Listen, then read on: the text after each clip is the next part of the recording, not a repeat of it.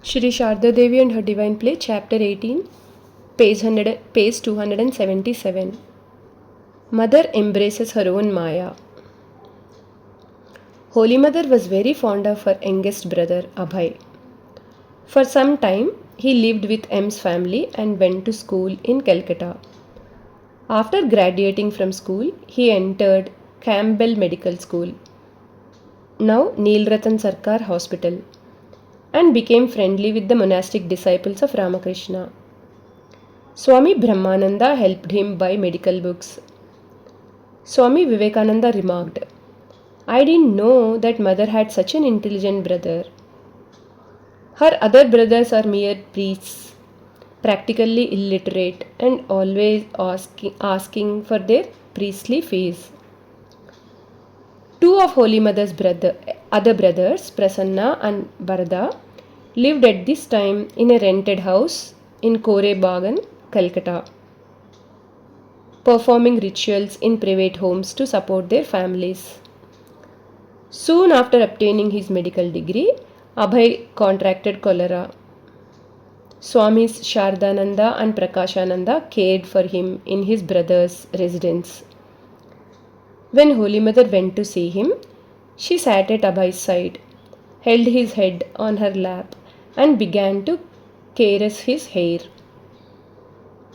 Abhay kept his eyes on his sister's face and said plaintively, "Sister, I am going. They are left behind. Please keep an eye on them." Abhay passed away on 2nd August 1899. Abhay's wife Surabala was pregnant at the time and living in her father's house. She was an unfortunate woman, having lost her mother when she was very young. Now she lost her husband, and shortly thereafter she lost her grandmother and aunt who had raised her. Her mind broke under the strain of so much grief. In October 1899, Holy Mother left Calcutta for Jairambati and brought Surabala to stay with her. On 26 January 1900, Surabala gave birth to a baby girl who was named Radha Rani and called Radhu or Radhi. Responsibility for caring for this baby fell on Holy Mother, since Surabala was mentally incompetent. In February 1900, Swami Achalananda and a women devotee named Kusum came from Varanasi to visit Holy Mother. Kusum volunteered to care for the infant and stayed in Jairambati for 5 months. This was a great relief to Holy Mother.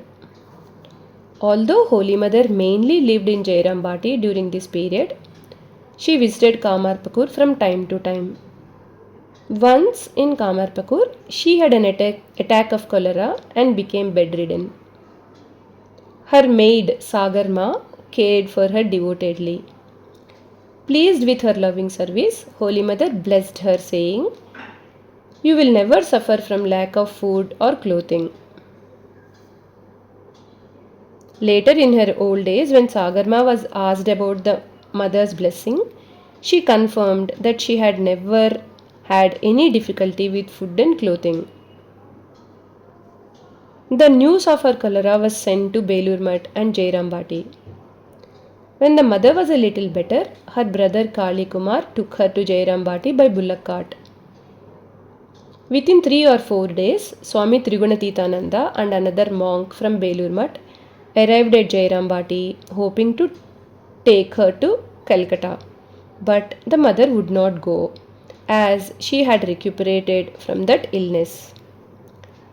In October 1900, Holy Mother returned to Calcutta with her uncle Neel Madhav, Surabala, Radhu, and Aunt Bhanu, a neighbor and long-time friend. At that time, Nivedita school was moved from number 16 Bospara Lane to number 17, and Holy Mother's devotees rented the house at 16 Bospara Lane for her household. Kusum continued to care for Radhu there. Holy Mother's uncle became the guardian of the household, and Golapma lived with the mother whenever she was in Calcutta.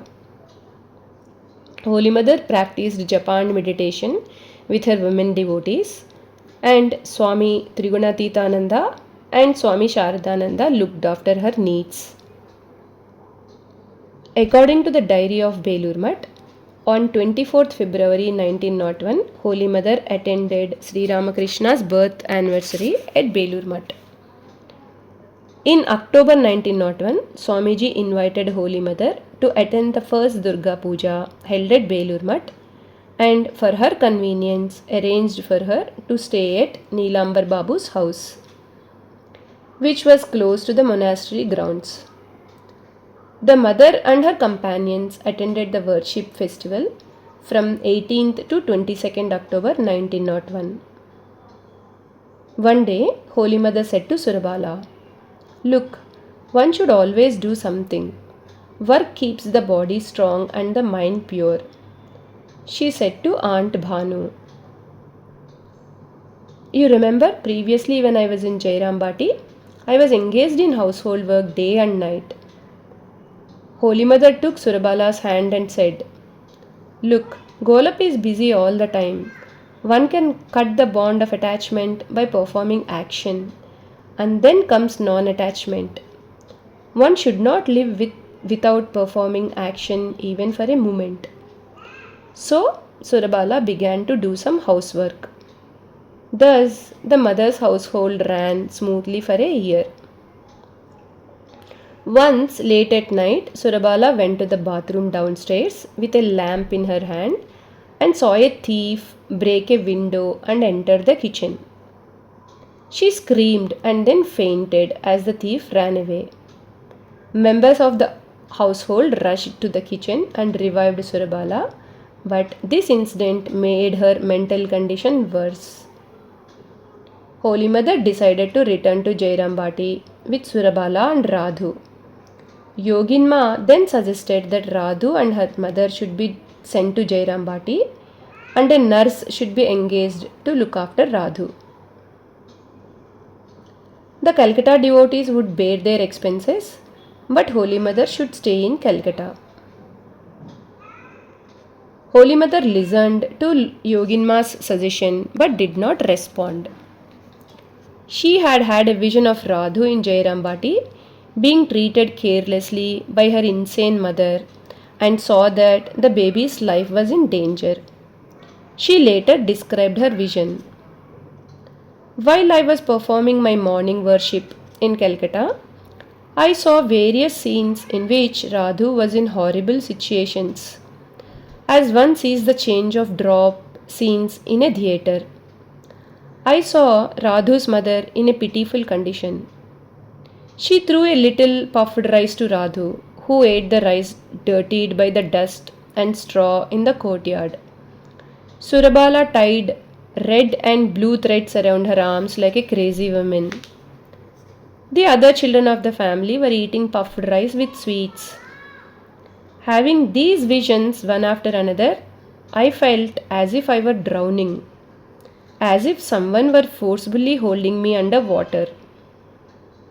I realized Radhu's condition would be like that if I left her with her mother. This vision so upset the mother that she left her asana and went to Yoginma, told her what she had seen, and said that it was not possible for her to stay in Calcutta without Radhu. Holy Mother, Surabala, Radhu and Neel Madhav returned to Jairambati in April 1901. Jai Ma.